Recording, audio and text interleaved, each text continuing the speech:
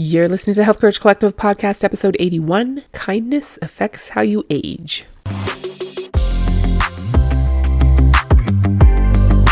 Welcome to the Health Courage Collective Podcast, the show for women who are too busy to slog through hours of generalized, inapplicable, and often contradictory health information, but too smart to ignore that a few minutes of focused attention now can prevent years of suffering in the future. I'm your host, Christina Hackett, a pharmacist who doesn't want you to live on prescriptions, a certified coach specifically trained to maximize your potential. I'm on a mission to increase your physical and mental resilience so you can fearlessly look forward to your next 40-plus limitless years. Your time is now. Let's go. Hello, and welcome to another Wednesday, or whatever day it is for you. How are you today? I hope you have had a great week. How are your shoes? Have you thought about how naturally or unnaturally they hold your feet and allow your feet to flex and stabilize as you walk? It's worth thinking about. Today, we're going to talk about something that has a significant effect on your health and longevity and is free and freely available to everyone. It has no negative side effects, doesn't take much time, is teachable, enjoyable, and often contagious. I'm pretty sure you're already a very kind person, but I hope to present you with some evidence today that consciously looking for kindness opportunities just a tiny bit more in your days now will benefit you for years to come. And the proven medical benefits are not insignificant. In my opinion, it should be a real prescription that's handed out way more often. Kindness is a behavior and a way of being. It's acting friendly, helpful, generous, and considerate without expecting anything in return. We arrive on Earth pre-wired for kindness. I think it's so sweet to observe toddlers being kind. Sometimes they share, but I've noticed that they're really good at trying to comfort someone who's upset.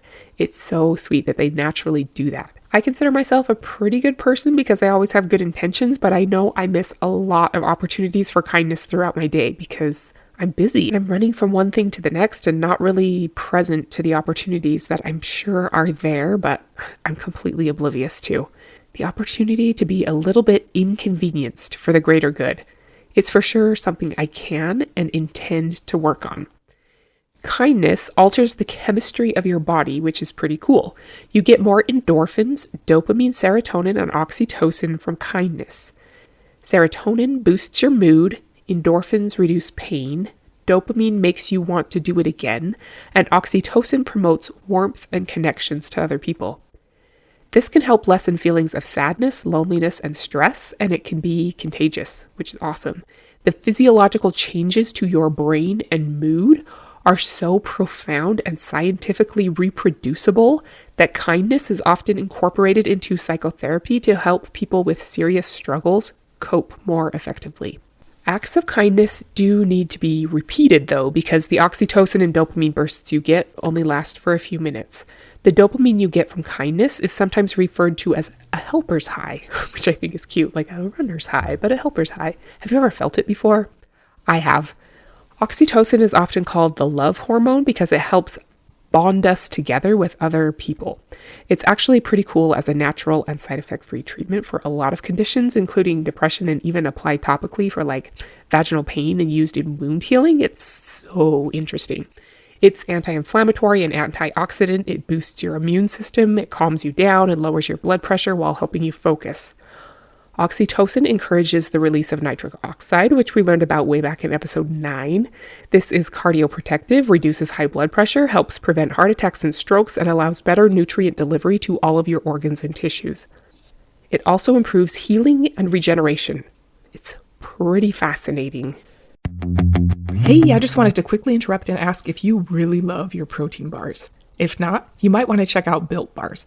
Built Bars have 15 to 19 grams of protein from whey and only 130 to 180 calories and 48 grams of sugar per bar, depending on what flavor you choose. They're so good. I eat one almost every day. Every flavor is covered in real chocolate and they taste like a candy bar, as long as you've never tasted a real candy bar before. Just kidding. I'm totally kidding. They may not be quite as decadent as your favorite candy bar, but they're seriously good, especially for 130 calories and 4 grams of sugar. They have tons of flavors and textures to choose from. I always order the 18-bar variety box plus a box of whatever's new or strikes my fancy. My favorite is peanut butter brownie, but the seasonal candy cane brownie is awesome when it's that time of year, and the cookie dough and cherry barcia are so good too. If you want to give them a try, there's a link in the show notes that will get you 15% off your first order as my gift to you. You can't go wrong. Okay, back to the episode. Researchers are investigating kindness as a treatment for pain, depression, and anxiety. There's a doctor named Dr. Ishak, I think it's Ishak, Ishak, who's evaluating kindness's ability to increase substance P, which is a pain-reducing neuropeptide that also improves gastrointestinal functioning, memory processing, and angiogenesis. Do you remember angiogenesis from episode 34? Vasodilation and cell growth. There is also loving kindness meditation, which has been scientifically shown to help with depression and anxiety. If you've never tried it before, you could probably easily find a free guided loving kindness meditation. I'd encourage you to give it a try. I think it's something everyone should try at least a few times. You zoom up from the earth a little bit, then a little bit more until you feel like an astronaut watching the earth spin from space. A really nice astronaut. I mean, that's fun, right? A study at the University of British Columbia showed that participating in kind acts reduces social anxiety and increases joy, interest, and alertness. Loving kindness helps you have better relationships with everyone in your life, and having better relationships is one of the main things that has been proven to help you live longer. One of the main killers of healthy aging is inflammation, or inflammaging, as I like to call it. It can cause or worsen almost every health problem there is. It reduces your immune function and contributes to obesity, diabetes, cancer, migraines, and of course, chronic pain. If you want to be healthy as you get older, you really need to decrease your inflammation now and keep it down. One study in 1,800 adults aged 57 to 85 years old showed that volunteering was the one activity most strongly associated with lower C-reactive protein, which is a marker of inflammation you can test for in the blood. An article in Psychology Today called What We Get When We Give says that people who volunteer have fewer aches and pains, and helping others is twice as protective against heart disease as taking an aspirin a day. That's pretty interesting. Kindness outperforms aspirin as a preventative medication, and it decreases blood pressure and anxiety. Another thing kindness can do is decrease our cortisol level. If you remember, chronically high cortisol isn't good, and it's usually associated with stress. It prepares you for fight or flight by increasing your blood sugar and fat storage and decreasing your immunity, and can cause acne and constipation, bloating, and weakened bones and all kinds of other problems if it's chronically elevated. High cortisol encourages feelings of isolation and hopelessness. A lot of things in our modern world, especially constant news updates and lack of regular movement and being chronically overworked and underslept, all lead to high cortisol levels. High cortisol levels quite literally age you faster, like for reals. Kindness has been shown to reduce cortisol levels in the blood, relieving all of those stressors on our body and our mind, and thus slowing down the speed of aging caused by high cortisol. Pretty great, right?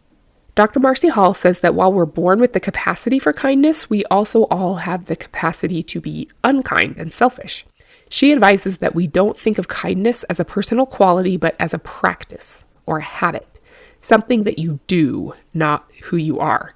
She didn't say this, but I'm saying this. The Latin roots of the word identity mean repeated beingness. So if you are repeatedly being kind, your identity is kind person. It's also important, though, to make sure you're not spreading kindness at your own expense, that you're not sacrificing your own needs, comforts, happiness, or personal fulfillment for someone else. You feeling worse doesn't make the world a better place. So, if we want to biochemically slow down our aging and boost our mood for free, we need to make looking for opportunities for kindness a habit. If you work with me, we can get you installing and deleting habits like a ninja. It's a very meta skill to have. The quick and dirty overview is that you want to make the thing you want to do obvious, attractive, easy, and satisfying. How can you make looking for opportunities to be kind more obvious? I think for this situation, at least for me, that's the hardest one. It goes back to the me being singularly focused on accomplishing all of the tasks on my listing, and by so doing, becoming somewhat oblivious to the world around me. which is not good. For me, I think what will work best is to use that slightly perturbed feeling of being inconvenienced as a trigger to actively seek out an opportunity to show kindness. When someone has their shopping cart sticking way out and I can't get past them in the aisle, or traffic is slow, the line is moving more slowly than I'd like, someone's talking for way too long, whatever, that can be my cue to look around for an opportunity to be kind. I'm going to get annoyed anyway. I might as well make it a force for good, right? I think kindness is inherently attractive to me, and I hope I've helped make it more attractive to you from the health and longevity perspective. How could you make kindness more attractive to yourself? How can you make kindness easier? Your act of kindness doesn't need to be donating your kidney to someone. I mean, that'd be fantastic, but kindness can be smiling at someone, picking up the pen they dropped, letting someone merge in front of you, or complimenting someone's purse. Let it be easy. Keep doing the big things whenever you want, but remember that it can be something that takes literally 1 second. How can you make kindness more satisfying? I hope we get to know each other well enough that you could guess my answer to that question. That would make me happy. Mine is to complete the kindness act by saying to myself, "That's like me." What's yours? What makes you feel satisfied with your actions? Can you use that? What if you kept a little kindness journal? Would that make it easier to see the kindnesses you already extend, or be able to more easily recognize opportunities for kindness in your day? Something else really cool about kindness is that you remember all the biochemical benefits you get from being kind, right? Decreased cortisol, increased serotonin, increased oxytocin, and all that stuff. You get all of that. And the person that you're kind toward gets all of that too. So you're not just bringing in their garbage can or paying for their smoothie, you're also positively influencing their physiology too. Pretty cool, right? The receiver gets those biochemical boosts from feeling seen, acknowledged, appreciated, and valued. The receiver's levels don't jump quite as high as the giver's levels, but they do get a bump. And even cooler than that is that so does everyone witnessing the kindness, or even anyone who hears the story of it. All the bystanders, employees at the place where you are, or friends and family that see or hear about it also get a biochemical boost. The dopamine makes them want to be part of an interaction like that. So cool. I felt that for sure. I love watching TV shows like Random Acts or Undercover Boss, where they do something nice for someone. I ran a Spartan race in December with my fellow heroic coaches, and the best part of it for sure was watching and hearing about all the help that was freely given between teammates.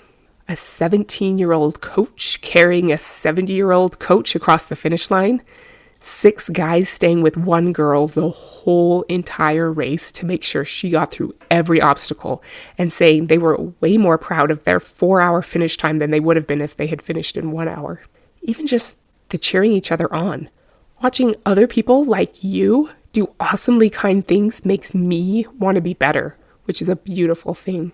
Unfortunately, critical and cruel interactions can also be contagious. They can give you a little cortisol boost, which can help fire you up and make you feel more powerful. But remember, chronically high cortisol also ages you faster. It's bad for your blood pressure and heart health and blood sugar and body fat percentage and mental health and bone density and everything. I think one study showed that for every good news story published, there are 17 bad ones. That's what sells, and that's what gets attention. And unfortunately, that's often the contagion passed on from one person to another. But if you can avoid a tiny bit of that vitriol, you'll get a tiny bit more healthy. And if you can avoid more of it, you'll be even more healthy. If you can replace a great deal of it with kindness, you'll get even more benefits. We can't control what happens in the world, and I'm not saying we should ignore it or not be outraged about social injustice or anything, but we can absolutely control what inputs we allow into our lives, how much time and attention we give to them, and how we behave toward other people. It's one of the few things we can very much control, and the benefits are significant. Something else I love is the idea of doing random acts of kindness for yourself. We all hear that we should be kinder to ourselves, and we should. I'm always like, self-care, yeah. Okay, take time to take a bubble bath, whatever, it's fine. If that's energizing to you, please do it and tell other people to do it. But I heard someone talk about doing random acts of kindness, like the kind you would do for other people, but for yourself. Like your present self does a little random act of kindness for your future self. What's super thoughtful that would make your day if someone did it for you? Make you a healthy lunch? Surprise you with 15 minutes of quiet time you could use to read a book in silence? Secretly vacuum your car? Leave you a sweet, encouraging note? Send you a picture of a baby goat? Give you flowers? What could your present self do as an act of kindness toward your future self? Could you leave a little dark chocolate for yourself to find at the end of your workday? Have some good-smelling hand lotion set out as a thank you for finishing the dishes? Leave a thank you note for yourself in your purse? Then you get the health benefits as both the giver and the receiver, and getting in the habits of being kind to yourself and hooking your future self up with awesomeness are so beneficial.